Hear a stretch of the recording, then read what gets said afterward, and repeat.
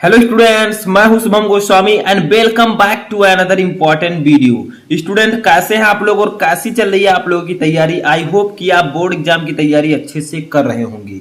देखिए, आपकी तैयारी को ध्यान में रखते हुए इस वीडियो में मैं आपके लिए लेकर आया हूं 12th इंग्लिश ग्रामर के 8 important topic in one video. यानी कि 12th इंग्लिश ग्रामर के 8 टॉपिक को मैं एक ही वीडियो में पढ़ाऊंगा। देखिए, इस प्रकार का वीडियो आपको पूरे यूट्यूब पर कोई नहीं प्रोवाइड करवाएगा। ठीक है, कि 8 टॉपिक आपको एक वीडियो में पढ़ाया जाए। आठों के बारे में मैं आपको स्टेप बाय स्टेप बताऊंगा और ये 8 टॉपिक आपके बोर्ड एग्जाम में 12th इंग्लिश ग्रामर में लगातार पूछे जाते हैं।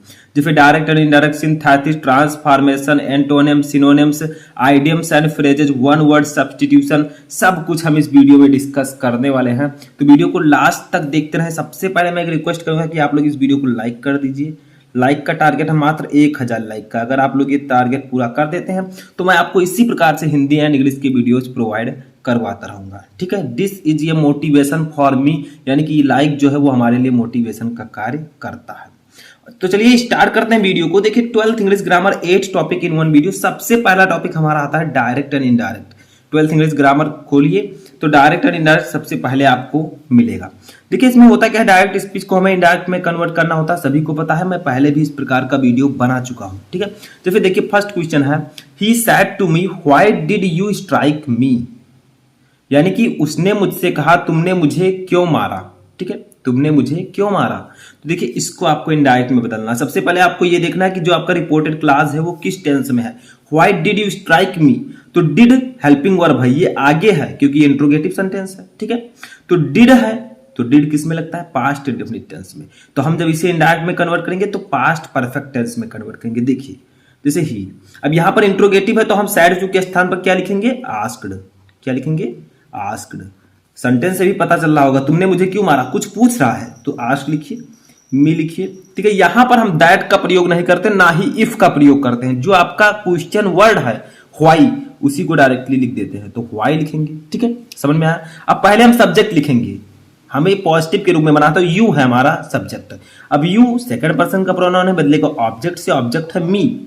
मी के लिए हम सब्जेक्टिव केस यूज करेंगे आई। ठीक है, आई। अब देखिए, आपको क्या करना है, पास्ट परफेक्ट टेंस में कन्वर्ट करना है। तो पास्ट परफेक्ट टेंस में हम हाइड का यूज करते हैं प्लस क्रिया की थर्ड फॉर्म, वर्ब का थर्ड फॉर्म। तो स्ट्राइक का थर्ड फॉर्म हो जाएगा स्ट्राइकन। ठीक है, तो यहां पर हम लोग लिखेंगे STRICKEN।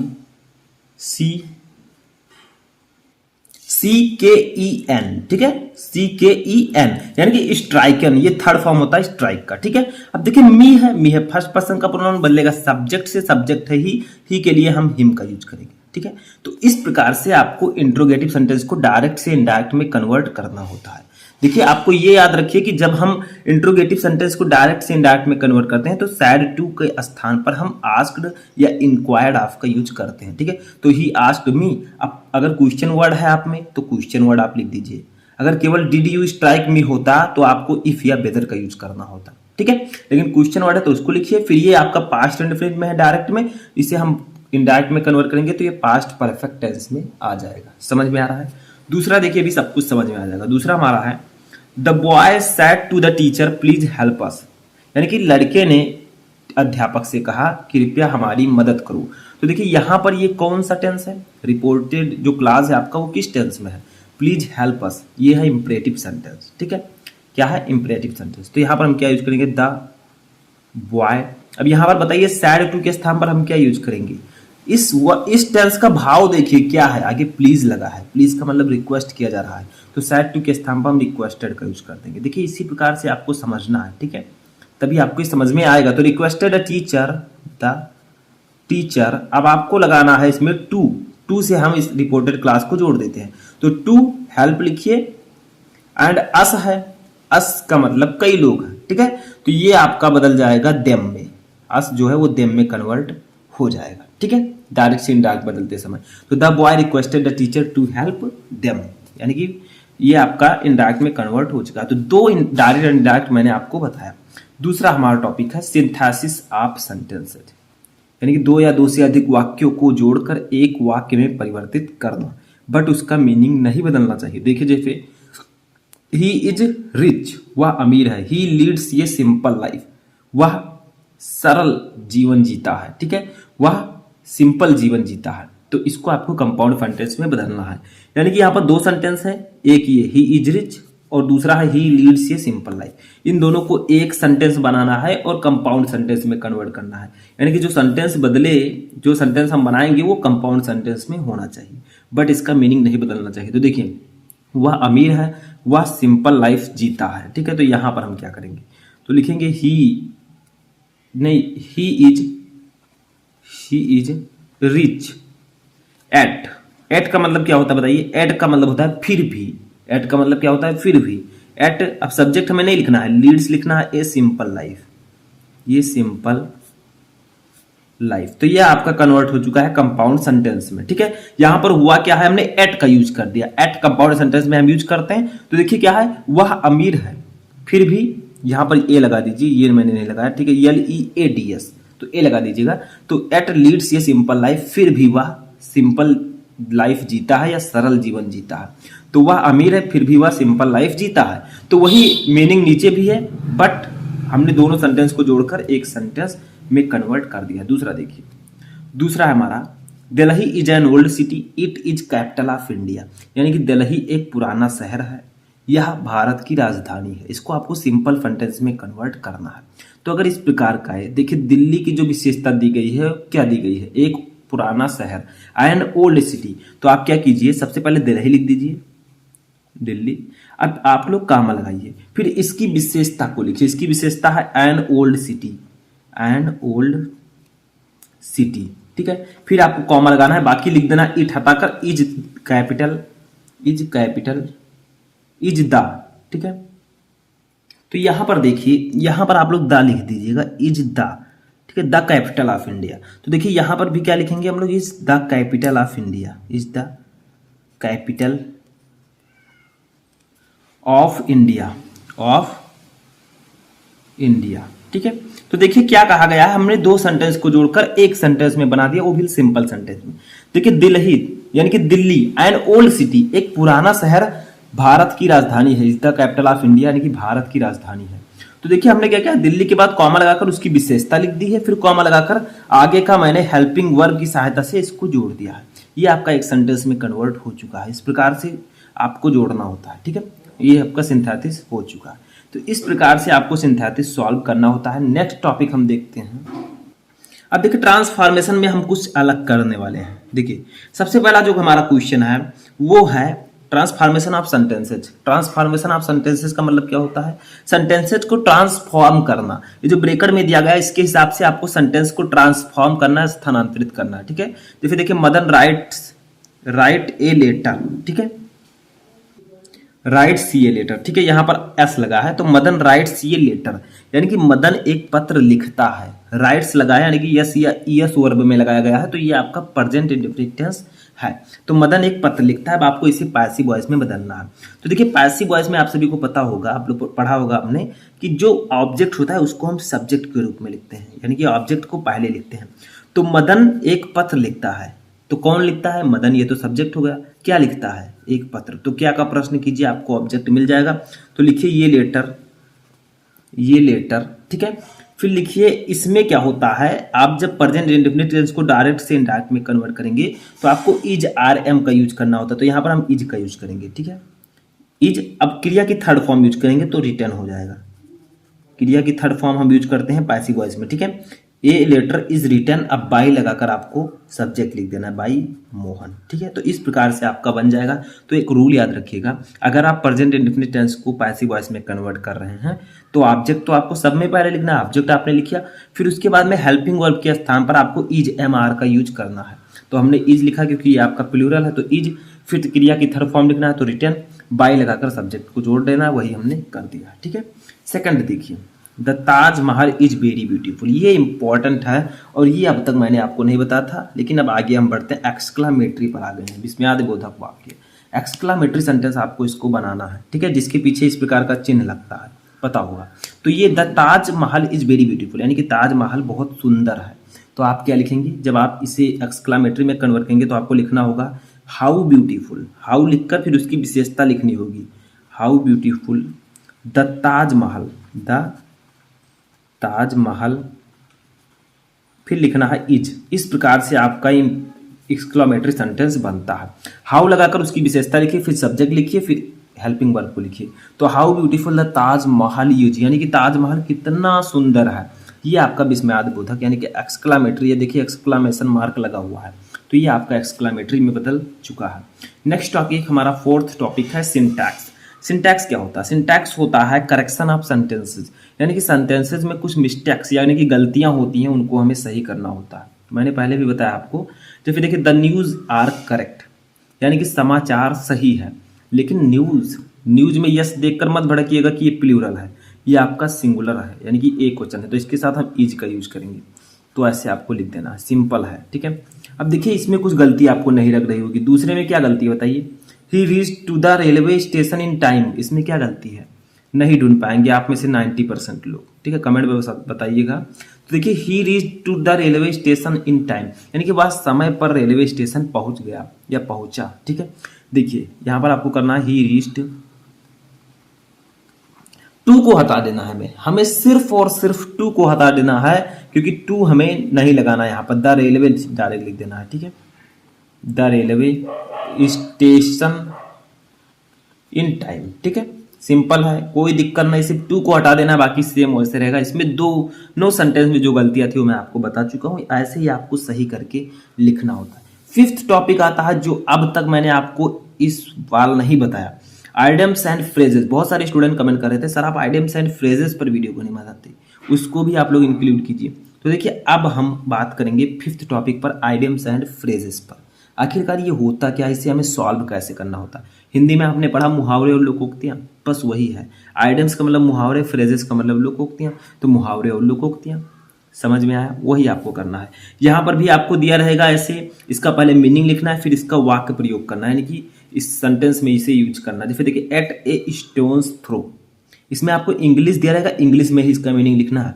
तो एट ए स्टोन्स थ्रो का मतलब होता है पास या निकट, ठीक है। तो आपको लिखना है very near, very near. Hindi याद रखिए, पास या निकट, लेकिन हिंदी आपको नहीं लिखना है, ठीक है। आप लोग वाक्य प्रयोग इसका कर दीजिए। तो देखिए आप लोग लिखिए the Shiv temple is at a stone's throw, at a stone's throw from my house, ठीक है। तो देखिए हमने इस क्वेश्चन को इस सेंटेंस में यूज कर दिया। कहां पर बताइए? ये देखिए, ये आपका वाक्य प्रयोग हो चुका है। बस यही है आइडियम्स एंड फ्रेजेस। सबसे पहले आपको ऐसे क्वेश्चन दिया रहेगा, आप उसका मीनिंग लिखिए, ठीक है। एट ए स्टोन्स थ्रो का मतलब पास या निकट, यानी कि वेरी नियर, बहुत पास। The Shiv temple is at a stone's throw from my house, यानी कि शिव जी का मंदिर मेरे घर के पास है, ठीक है। शिव जी का मंदिर मेरे घर के पास है, समझ में आया? सिंपल है, या मेरे घर से निकट है, बहुत सिंपल है। ऐसे ही आपको करना है। सेकंड देखिए, इसका क्वेश्चन अभी समझ में आ जाएगा। देखिए सेकंड हमारा है by leaps and bounds. By leaps and bounds का मतलब होता है बहुत तेजी से, यानी कि हम लिख सकते हैं इसे इंग्लिश में वेरी रैपिडली, ठीक है। क्या लिख सकते हैं? Very rapidly. आपको ये वी जो है ये कैपिटल में लिखना है, ये वाला स्मॉल में, ठीक है। तो आप लोग इतना लिख दीजिएगा। तो वेरी रैपिडली होता है इसका मतलब, यानी कि बहुत तेजी से। बाय लीप्स एंड बाउंड्स यानी कि वेरी रैपिडली, बहुत तेजी से या बड़ी तेजी से। तो देखिए India is making progress, India is making progress by leaps and bounds, ठीक है। बाउंड्स यानी कि भारत बहुत तेजी से विकास कर रहा है, भारत बहुत तेजी से प्रोग्रेस कर रहा है। तो देखिए यहां पर हमने यूज कर दिया by leaps and bounds, simple है, ठीक है। बस इसी प्रकार से आपको आइडियम्स एंड फ्रेजेस को यूज करना है सेंटेंस में, इसका मीनिंग लिखकर, ठीक है। तो भारत बहुत तेजी से, बड़ी तेजी से प्रोग्रेस कर रहा है, विकास कर रहा है। India is making progress by leaps and bounds, ठीक है।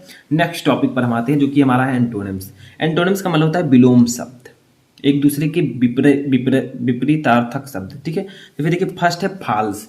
फॉल्स का मतलब क्या होता है? गलत। फॉल्स का मतलब क्या होता है? झूठ या गलत। तो इसका बताइए एंटोनिम क्या होगा, ट्रू। तो देखिए फाल्स का ट्रू आप लोग बहुत स्थानों पर देखे होंगे। पहले आप टिक मारते थे फाल्स है, ये गलत है चैप्टर पढ़ने के बाद, ठीक है। उसी प्रकार से फाल्स का होता है ट्रू, एक दूसरे के एंटोनिम्स हैं। दूसरा है फॉर्च्यून। फॉर्च्यून का मतलब क्या होता है, सौभाग्य, ठीक है। तो इसका क्या हो जाएगा, miss Fortune. Miss Fortune,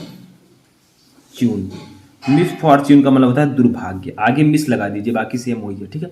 miss Fortune का मतलब दुर्भाग्य। तो देखिए फॉर्च्यून का मतलब सौभाग्य, मिस फॉर्च्यून का मतलब दुर्भाग्य, इसको समझ लीजिएगा, आगे मिस लगा बाकी सेम वही है, ठीक है। नेक्स्ट देखिए हमारा थर्ड रिलायबल। रिलायबल का मतलब होता है विश्वसनीय, तो इसका क्या हो जाएगा, अनरिलायबल। अनरिलायबल, अनरिलायबल का मतलब होता है अविश्वसनीय। रिलायबल का मतलब विश्वसनीय, जिस पर विश्वास किया जा सके। अनरिलायबल का मतलब अविश्वसनीय, जिस पर विश्वास ना किया जा सके। सिंपल है, सिंपल है, कुछ आपको इसमें करना ही नहीं है। नेक्स्ट हमारा देखिए क्या है, नेक्स्ट हमारा है सिनोनिम्स। सिनोनिम्स का मतलब क्या होता है बताइए। सिनोनिम्स का मतलब होता है समानार्थी शब्द। जैसे उसमें मैंने आपको बताया विपरीत अर्थक शब्द, यानी कि एक दूसरे के विपरीत होंगे, इसमें समानार्थी शब्द हैं, यानी कि वर्ड तो अलग अलग होंगे लेकिन इनका अर्थ समान होगा। इसे हम अनेकार्थी शब्द या पर्यायवाची शब्द के नाम से भी जानते हैं। जैसे देखिए एनिमी, एनिमी का मतलब क्या होता है, शत्रु या दुश्मन, तो इसका क्या हो जाएगा, अपोनेंट। अपोनेंट, अपोनेंट या फो आप लिख सकते हैं, दोनों में से लिख सकते हैं कोई एक। इन दोनों का मतलब भी दुश्मन या शत्रु होता है। तो देखिए दोनों वर्ड तो तीनों अलग अलग हैं लेकिन इनके अर्थ सेम है, यही होता है सिनोनिम्स, यानी कि समानार्थी शब्द। दूसरा देखिए एस्टीम। एस्टीम का मतलब होता है सम्मान, तो इसका क्या हो जाएगा, रिस्पेक्ट। रिस्पेक्ट का मतलब भी तो सम्मान होता है, सभी को पता है। उसके बाद में ऑनर, ऑनर का मतलब भी सम्मान होता है, ठीक है। तो इन दोनों का मतलब भी सम्मान होता है। तीसरा देखिए, तीसरा हमारा है फ्लॉ। फ्लॉ का मतलब क्या होता है बताइए। फ्लॉ का मतलब होता है दोष या धब्बा, ठीक है, दोष या धब्बा। तो इसका हो जाएगा फॉल्ट। फॉल्ट या आप डिफेक्ट लिख सकते हैं। डिफेक्ट का मतलब दोष होता है, जैसे सॉलिड में आपने डिफेक्ट पढ़ा होगा, शॉर्ट की डिफेक्ट, फ्रैंकल डिफेक्ट, फाट की दोष, फ्रैंकल दोष। तो डिफेक्ट का मतलब दोष, फॉल्ट का मतलब भी दोष, और फ्लॉ का मतलब भी दोष होता है, दोष या धब्बा कुछ भी कह सकते हैं। तो ये होता है, ठीक है।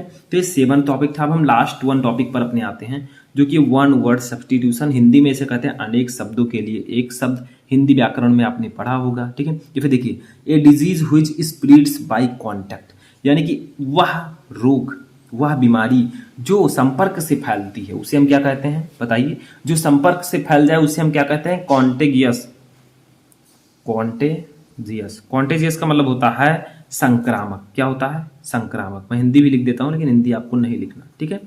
संक्रामक का मतलब, संक्रामक रोग क्या होता है, संक्रामक रोग का मतलब जो आसानी से एक दूसरे के कांटेक्ट से या संपर्क से फैल जाता है उसे हम संक्रामक रोग कहते हैं। तो वही कहा गया, a disease which spreads by contact, यानी कि ऐसा रोग जो संपर्क से फैलता है वो संक्रामक रोग होता है, इंग्लिश में कॉन्टेगियस, ठीक है।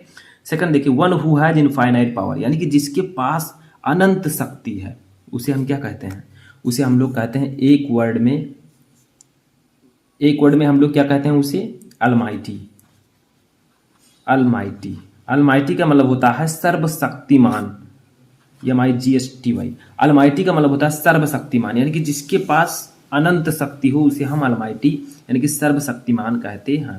थर्ड देखिए हमारा क्या है, थर्ड है offence of stealing a person. Offence का मतलब होता है अपराध, यानी कि एक व्यक्ति को चुराने का अपराध, यानी कि एक व्यक्ति को चुरा लिया जाए उसे हम क्या कहेंगे, उसे हम लोग कहते हैं किडनैप। किडनैप का मतलब होता है अपहरण। देखिए आप लोगों ने सुना होगा कि किसी बच्चे का किडनैप हो गया, किसी आदमी का किडनैप। किडनैप का मतलब होता है किसी पर्सन को चुराना, किसी व्यक्ति को चुराने का अपराध, उसे हम लोग एक शब्द में किडनैप कहते हैं, ठीक है। तो ये थे आपके 8 important topic in 1 video. I hope कि आपको 8 टॉपिक अच्छे से समझ में आ चुके होंगे। ऐसा वीडियो आपको कोई प्रोवाइड नहीं कराएगा। अगर आप लोग चाहते हैं कि इसी तरह के मैं और भी वीडियो प्रोवाइड कराऊँ इंग्लिश ग्रामर के, हिंदी व्याकरण के, तो आप लोग इस वीडियो को ज़्यादा से ज़्यादा लाइक करें, शेयर करें, कमेंट करके बताएं और वीडियो आपको किस टॉपिक पर चाहिए। इस वीडियो में फिलहाल इतना है। आप लोग अपनी तैयारी लगातार करते रहें।